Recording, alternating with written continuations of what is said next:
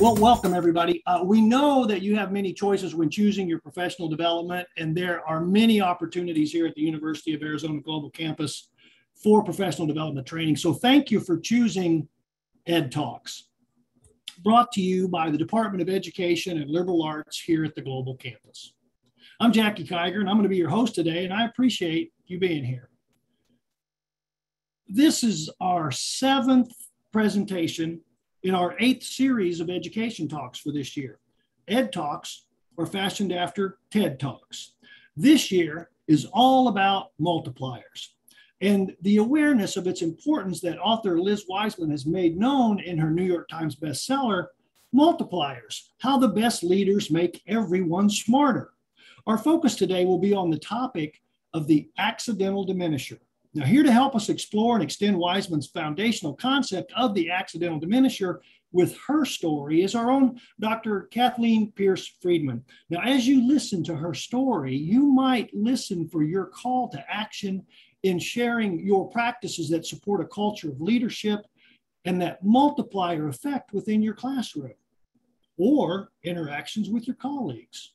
Or perhaps you'll find a new practice that her story sparks for you. Hey, Kathleen, can you go ahead and come on camera and say hello as I introduce you? Hi. Well, I'd like to take a moment and formally introduce you all to Kathleen. Dr. Pierce-Friedman is an assistant professor here in the Department of Education and Liberal Arts at the university. She holds a Bachelor of Arts in British military history. Kathleen and I are in the same department, and we are always connecting and sharing on military history as, for me, a hobby. And as well, she holds a doctorate in the K through 12 future studies and a master's in education administration. Now, Dr. Friedman holds multiple teaching credentials in multiple states, and as you'll learn more about today, her first teaching position was at an inner city elementary school. Now, here at the university, within the Master of Arts in Education program, Kathleen has developed several of the courses, as well as teaching with a focus on the capstone courses for students as they're about to graduate from their program of study. As you hear Kathleen's soft-spoken tone, her indoor voice, as we say in K through 12, don't let that fool you. Dr. Friedman encourages students to advocate for themselves when their path to a degree seems overwhelming. She'll tell them, take chances, speak up, and take a different path. You'll get to the end if you strive to achieve, and you and your family will be so thankful that you did. She lives in Point Roberts, Washington. And if you don't know where that is, think very northwest, as it requires you to drive through not one, but 2 US-Canada borders to come visit her on the Pinclave, where her and her husband and her 3 sons enjoy the great outdoors. Today is Kathleen's first Ed Talk, and I promise you, you will not be disappointed. So please join me in welcoming a natural-born storyteller, Dr. Kathleen Pierce-Friedman. Kathleen, thank you so much for being here with us today. Next slide, please. I'm going to ask that we remove our videos so that we can get started. And as a reminder, Ed Talks are fashioned after TED Talks, the ever popular way of sharing personal stories for only 18 minutes a monologue. We do this because we want to hear your stories, and we can best do that by sharing our stories. Our storytelling approach is geared to not take a lot of your time, but rather to simply set the stage for an interactive conversation and perhaps encourage you to encourage your learners around the idea of what it means to have an accidental diminisher getting in the way of their learning. And at the end of our Ed Talk today, we look forward to learning your story of what you are doing or will do in your approach to avoid becoming an accidental diminisher. Next slide, please. But for now, please hold your questions, hold your chat comments to the end, as I don't want you to miss a single word. And with that, Kathleen, the microphone is yours. Thanks, Jackie. As I sat across the table in the summer of 1991, looking at a piece of paper with pen in hand, I questioned my decision.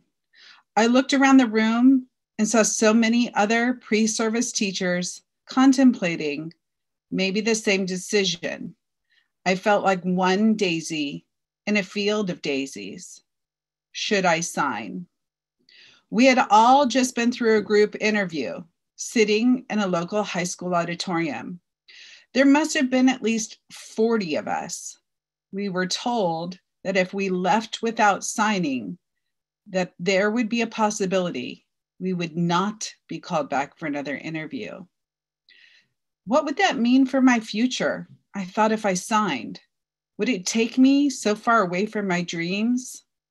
As I sat there, I thought to myself, why had I not stayed put in the old, dark, possibly rat-infested military archives? I had spent a grueling 4 years working towards my BA in military history, something that was not easy, being a woman and in a field where traditionally only men excelled. And yet here I sat, looking at a piece of paper that would change my life path and take me out of my passion of history. Should I sign it? With my military history degree in hand, I signed the teaching contract to become a first grade elementary teacher and left my hopes of going back to school for my master's in public history behind. What I thought would be taking my dreams and tossing them aside instead changed my life forever and took me into a very rewarding career. I was shocked I got the job, but it was a time in California where they were pushing 20-1 in grades K through 3. And I was at the right place at the right time. The school district had become what Liz Weitzman notes as a rapid responder. The district leader was quick to take action. They were building a team of exceptional educators to meet the new mandated 20-1. Or were they? They were well intended, but at what cost was it to the students, community, and ultimately the teachers that were hired? Teaching started in the fall, and while all leaves looked the same, they were not. It was my first year of teaching. I taught 19 first grade students on the school stage. I was one of the lucky new teachers and wasn't forced into a janitor's closet or teaching on the covered playground. Because while the district was going 20-1, they did not think about the ramifications of lack of classrooms to meet new student mandates. During breakfast, lunch, and afternoon snack, I would scream at my students so they could hear me over the cafeteria noise. But in all reality, it probably didn't matter what I was saying because only one of my students had a native language of English. The rest of my students were Hmong, Spanish, or Eastern European. While you may not think that is a difficult group of students, let me tell you a little about them. My Hmong students were split into two groups, white Hmong and green-blue Hmong, which are named after the traditional colors worn by women of the different groups. All of my Hmong students had never seen a written language, as a written language for Hmong was developed in Laos in the early 1950s, and many of their parents were uneducated and so did not even know the written language. My Spanish-speaking students were refugees from Guatemala and Colombia. Their parents as well, for the most part, were migrant farm workers with little education. And finally, my Eastern European students, whose parents were asylum seekers from Yugoslavia before the Bosnian War of 1992. Many were, for the most part, still terrified of communism and were very leery of anyone, let alone a teacher. Many of my students would come to class only a few days a week. The days they didn't come, they were working with their parents in the fields or taking care of their younger siblings so their parents could work. I fought so hard. I was going to plant those seeds of knowledge that first year to make a difference for my sweet 19 first graders. For many of them, I was their American mom, helping them traverse the difficulties of American life as a youth in an inner city school. My heart broke for them and seeing how scared they were day in and day out. By the time the end of the year rolled around, I was physically and emotionally spent. I survived my first year barely. Many of my friends had quit their teaching. I too thought about leaving the profession and going back to that dark, damp, possibly rat-infested archival room. But my Jewish grandmother, my Bubby, her words rang in my head. Tamid Lakid, which is loosely translated in Hebrew for keeping going. I had made a commitment to teach, and every year it had to get better. So with that in mind, I signed my second contract. My second contract wasn't for one more year. It was for a permanent teaching contract for 5 years. It sealed my fate with that signing. I would not be returning to obtain my master's in public history. The fate had been sealed in that signing. The school district had become what Liz Weitzman notes as an accidental diminisher. They had the best of intentions in meeting the state requirements, but at the cost of so many teachers who would have failing careers. It was a joke my second year of teaching to see a rare rhino, someone who had survived their first year and signed up for a permanent contract. By year 2, I was gifted a classroom. My sweet 19 had become second graders, still limited in their English language development, but learning slowly. Like trees in a forest, my students were becoming very different to me. I was seeing them as the brilliant leaves they were becoming. I felt so guilty my second year of teaching as I had a classroom, while others were stuck in the janitor's closet or outside on the playground for another year. In fact, I felt so sorry for the teacher who taught under the covered playground. I split my classroom in half and we co-taught, taking turns at the blackboard and sharing an already small space. We had become friends. Who couldn't in such a cramped space? And often we questioned our teaching methods at the end of the day, how we were simply going through the motions. We had yet to understand the multiplier effect. What Wiseman notes is knowing your vulnerabilities are, spotting them in action, and turning those situations into multiplier moments. It was as if fate was on our side and heard our plea for help with teaching. Our principal at the staff meeting told us we were moving to an accelerated schools model the following year. The accelerated schools model was designed to accelerate the learning of at-risk children by treating them as gifted and talented students at a time when most programs favored slower, remedial, drill and kill lessons and worksheets that caused them to drop further behind their advantaged peers. In the accelerated model, everyone is involved in taking stock, including the principal, teachers, staff, parents, janitors, cooks. And thinking back on the principal, I can now see how she was what Wiseman notes as a strategist, a big thinker who cast a compelling vision, thinking they were showing people a better place and providing the big picture.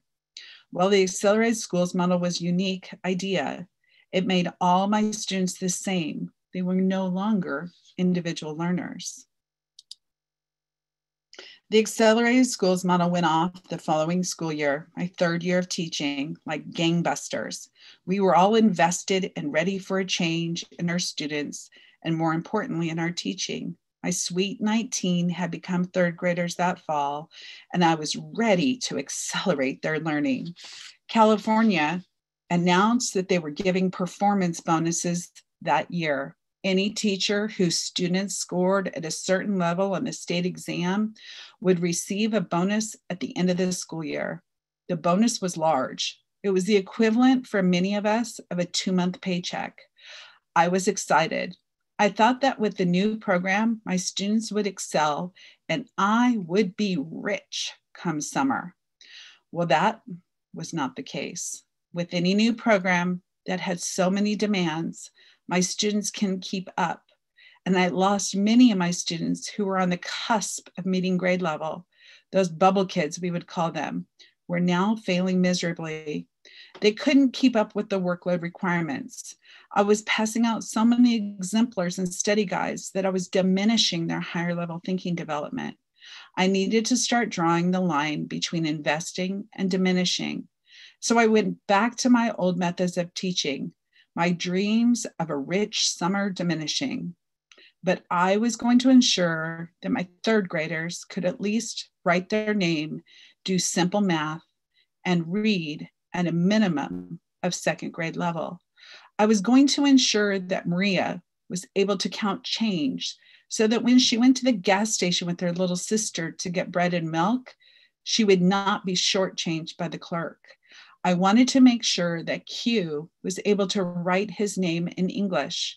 So when he was asked his name, he could not only spell it, but also write it.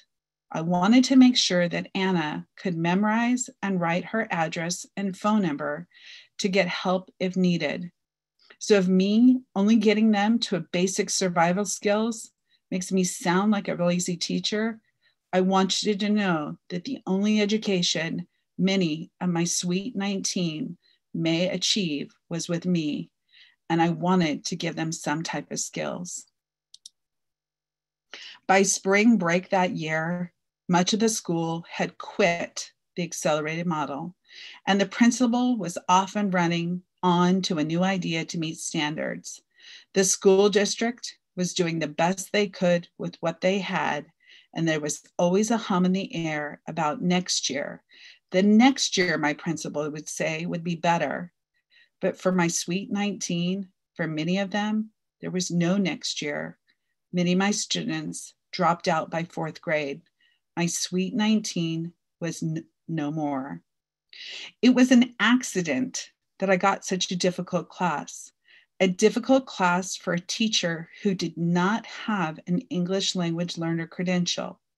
It was an accident that I was put on the stage yelling over breakfast, lunch, snack time, and the smell of cafeteria food.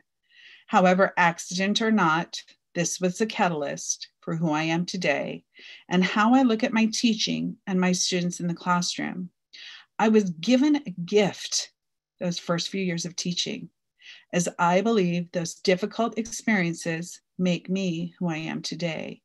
Had I been given a typical 1st grade classroom, my first year of teaching, I would not be the teacher who I am today.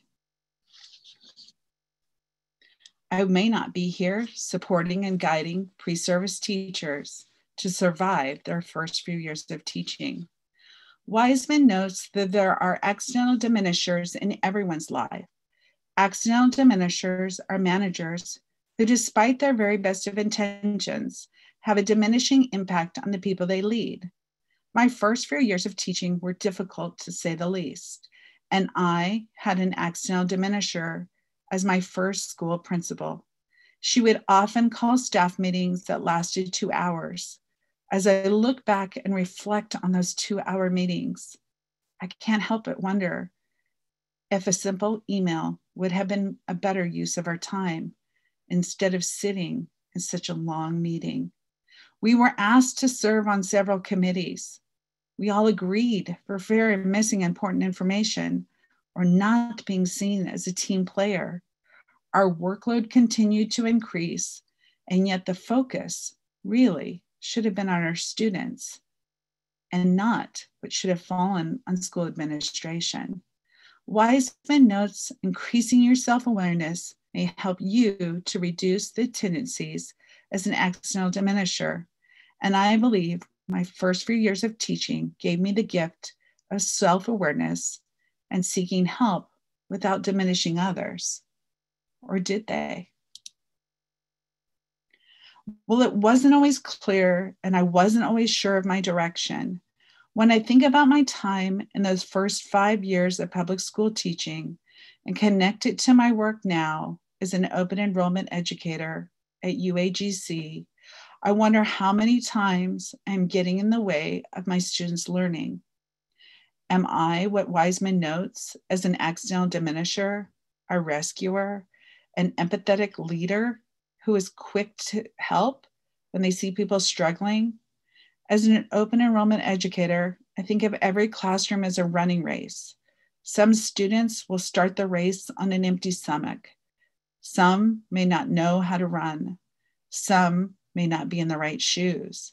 And some may not have shoes. In the end, it really doesn't matter as long as they achieve the college experience. They understand how to manage their time, work to complete something, develop a work ethic, and then the ultimate finish of the race with their diploma in hand. I didn't get to study history, but I feel like I made history. This was several decades ago. When I think back on my sweet 19, who I taught for 3 years in a public inner city school, I think about Q. Did he finally write his name legibly, or did he change it to a more American name? How about Anna? Was she able to convince her parents to buy a TV so they could possibly learn English from watching American television? Or Maria, was she finally able to count change exactly so she wouldn't be embarrassed about holding out her hand while the gas station clerk picked out the correct change to buy the bread and milk? All of these students are now in their 30s, with, I'm sure, families of their own. Some may have gone back to their home country. Some may not have survived their new American world. But I know, for one, my teaching made all the difference in their life. Shoshana was one of my sweet 19. We attended the same synagogue for years and have kept in touch. Shoshana just finished her master's degree at the University of Michigan and started her first teaching job in the fall of 2020. I saw the tears in her eyes when she told me that she wasn't sure she was going to make it, teaching in a virtual setting, how her principal was demanding more and expecting perfection. I told her this story of my sweet 19 of the hopes of offering some guiding light. She told me that she never knew as a child the challenges I was facing being her teacher, only that I inspired her to become a teacher. She is now in her second year of teaching and having great success despite the challenges. As Wiseman notes, at times we're all going to be accidental diminishers, but we need to minimize it. We need to be careful about diminishing our students. We need to help them navigate to the writing center, turn it in, Grammarly, so forth. We need to guide them to be successful and not be a diminisher, a protector, a rescuer, and a rapid responder. So I ask you all these questions as you teach and lead. How might I be shutting down the ideas and actions of my students despite my best intentions? What am I inadvertently doing that might have a diminishing impact on my students' success? How might my intentions be interpreted differently by my students? What messages might my actions actually be conveying to my students? What could I do differently as an open enrollment educator to make a difference? I'm not saying don't give extensions. Students need extensions. I'm not saying do not provide exemplary papers, but maybe don't give it to the whole class. Don't give them one if they don't need it, because not all students need exemplars. In fact, some need the challenge to figure it all out. Sometimes what they turn in is far better than the exemplar you would have provided. What about if Q was in your class? Are you being an accidental diminisher? Lashana Tova, thank you. Back to you, Jackie. Thank you, Kathleen. Thank you very much for sharing your story. A story that landed you in the classroom as a first-year teacher, a direction that moved you from your love of history to that of making history, especially in the lives of those 19 young students that you so affectionately refer to as your sweet 19. It seems the best laid plans can lead to leaders getting in their own way. It was not enough for your principal to manage the crisis that the state had imposed. As in your example, while the best intentions were sought, accidental diminishing prevailed, and resource after resource after resource. As you shared your story, I thought of how a row of dominoes can fall with only the push of one. It'll impact the whole system of dominoes. And while leadership and teachers can unintentionally topple the system, it topples nonetheless. I appreciate how you shielded your sweet 19 from the inertia of a falling classroom in a cafeteria, from that curriculum where one size was supposed to fit all. And I can only imagine the lengths that you went through in communicating with those parents during parent-teacher conferences. I could see you physically placing yourself between your sweet 19 and the falling dominoes of best intentions by a school systems whose battles cry is often, "This room will have to do," or the battle cry of, "Next year will be better." Better for who? For Anna? For Q? For Shoshana? Or Maria? I have to wonder, how many of your students then are our students now? And if not exactly them, then who they represent in those same journeys and experiences that we receive our students. Kathleen, I appreciate your story, and it leaves me as an educator asking myself, are my good classroom intentions detracting from my student success? Am I paying attention to the shoes my online students give me a glimpse of as they make those weekly introductions, week one? Am I simply passing out help with the best intentions that end up diminishing my students' critical thinking and creativity? Is giving them too much? Too much.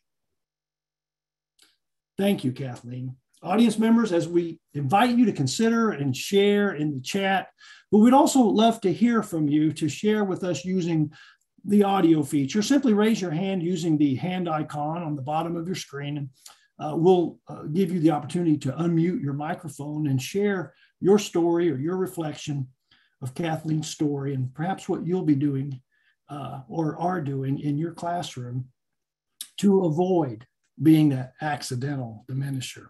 We invite you to join the conversation to inspire others with your stories.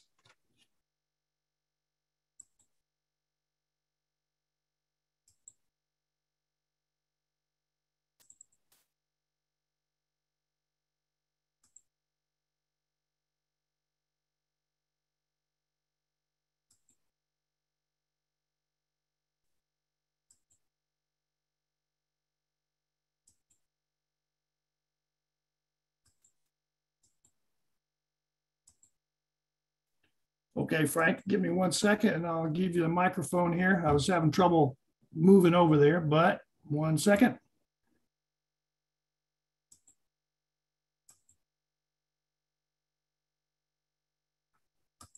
Oh, I had it. Do you have the microphone now, Frank? I think so. Okay, you do, sir. Thank you. My apologies. No worries. And Kathleen, thank you so much for such an inspiring story. I was reminded of an amazing quote by Dr. Maria Montessori, who said, "Never help a child with a task at which he feels he can succeed." And it just resonated for me, your story of how we sometimes get in children's way and our students' way by trying to provide the supports we think they might need without first giving them that opportunity to endeavor on their own and realize that success that they initiate before we come to the rescue sometimes. So thank you. I appreciate you saying that, Frank. And you know, that's kind of a tough one because we think we know, and we oftentimes teach the same course over and over. And so we become ready. And it's very easy to tell students what they need without ever pausing to find out what they need. So I see some other hands are up. Let me see if I can go to my participant list. Joseph. They're all set, Jackie. Okay, thank you. Thank you for doing that, Jesse. Let's see, is this audio coming through? Yes, loud and clear. Thank you. Okay, thank you. And thank you for the interesting speech and motivating as well. I wanted to ask you, though, if you think that there are any differences between, say, elementary education and college education in terms of expectations. And what I mean is, like with elementary students, I suppose you want to pick up and help and further and advance every single student.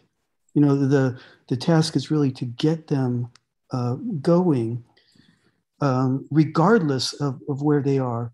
But with college, don't we begin with some expectations and, you know, certain standards that we expect of even the minimal students?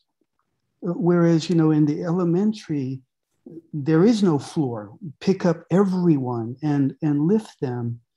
Or do you approach college education with exactly the same attitude and really lack of expectations as you do with perhaps elementary? I don't know if you could comment on that broadly. Thank you. Yeah, I don't think that I have lack of expectations for my students here at UAGC. What I hope is that I'm giving them life skills, which is the same that I wanted to give my elementary students, which was life skills. True, college students come to us with more background knowledge, but I can't help it. Every time I start a new class, I think about who we serve, and who we serve, for the most part, they may be the first person in their family to go to college. And so they may not have that background knowledge of what it means to be successful at college. Just like my students in the elementary, for the most part, they were first generation American. They weren't born in the States. They had no idea what it meant to go to school, what it meant to be a learner. And that's the same for many of my students who I teach. I always think of them as, what skills can I give you to be successful? And that's what I had in the back of my mind when I taught elementary school as well. Does that help, Joseph? Yes, thank you. It's just the question of, no, I agree with everything you said.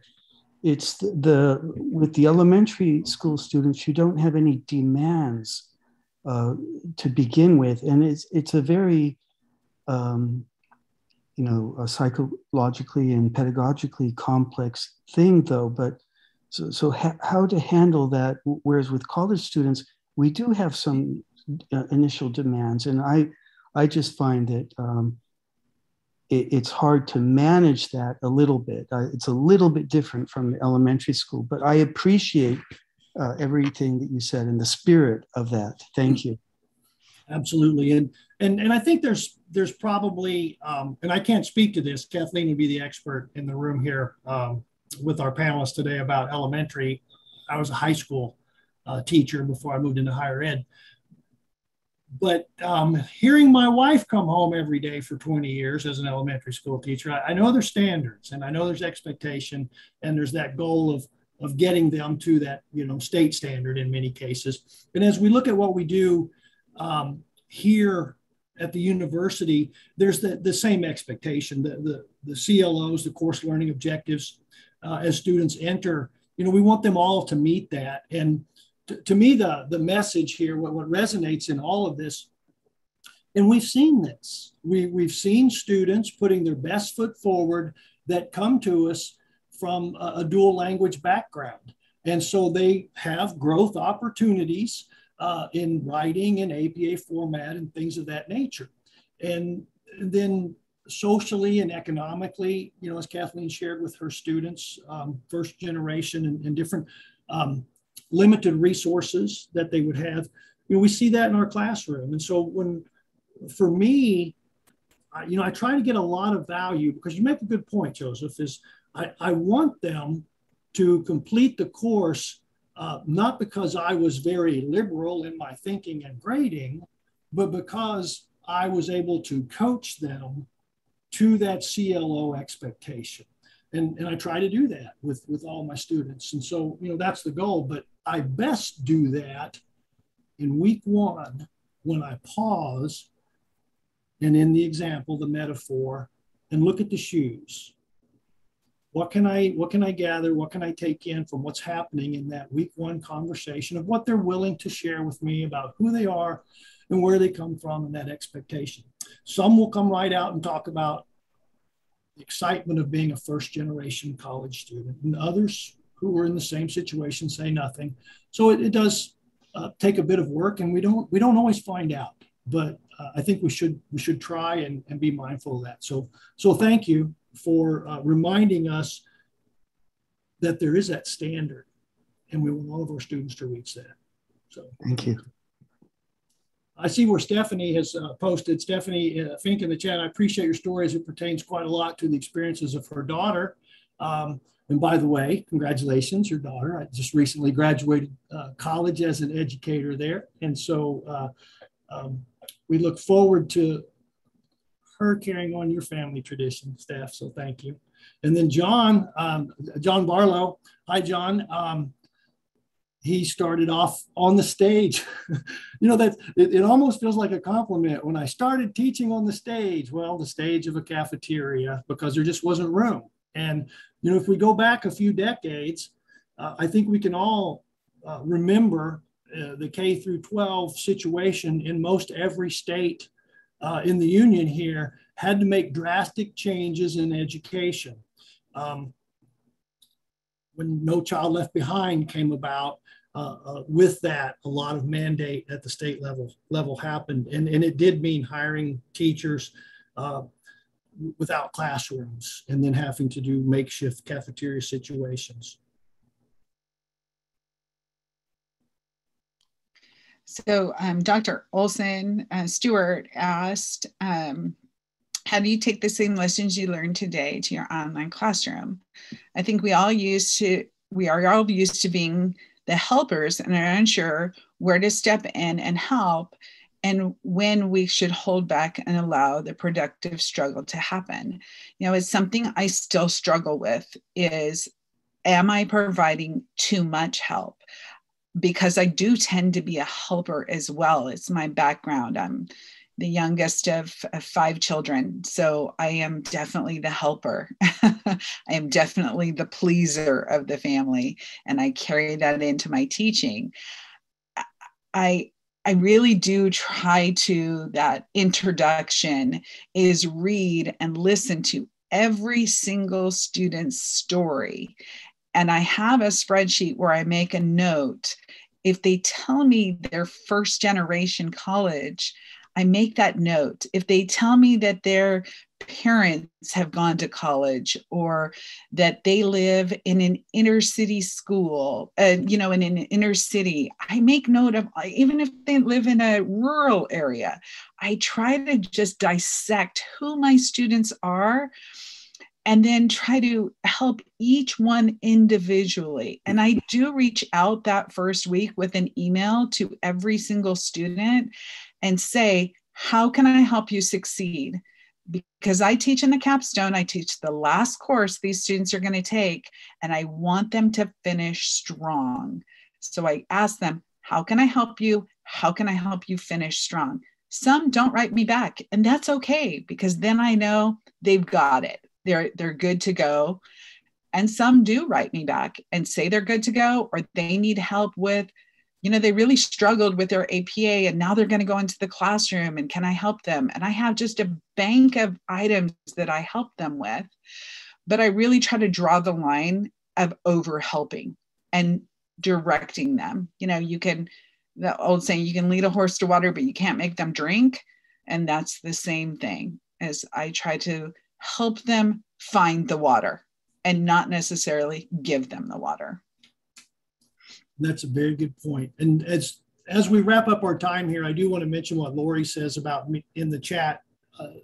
She went out of her way to post that, kind of boils down, I'm going to paraphrase, meeting the students where they're at. And we've talked about that before. And the way that you meet students where they're at is Kathleen's point of, you pay attention to what they tell you in those introductory meetings of week one. And then also you frame your presence as an instructor, you frame your questions, not to be nosy and driven, but to be inviting and welcoming so that students feel comfortable sharing. So Lori, I appreciate you saying that, meeting students where they're at.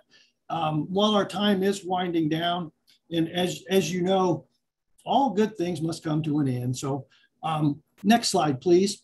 Please watch the chat box or your screen for a link to the Ed Talk homepage, where this recorded Ed Talk will be archived for future viewing, along with the certificates of participation.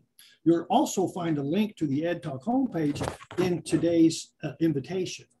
We want to, again, acknowledge the work of Liz Wiseman and her multiplier book for the inspiration for today's Ed Talk, as well as the rest of our series this year. Be sure and mark your calendars and be watching for the October invite for our next Ed Talk session, where on the 21st of October, Dr. Jessica Upshaw will be your host, and I'll be sharing with you on the topic of dealing with diminishers as we continue the conversation of multipliers.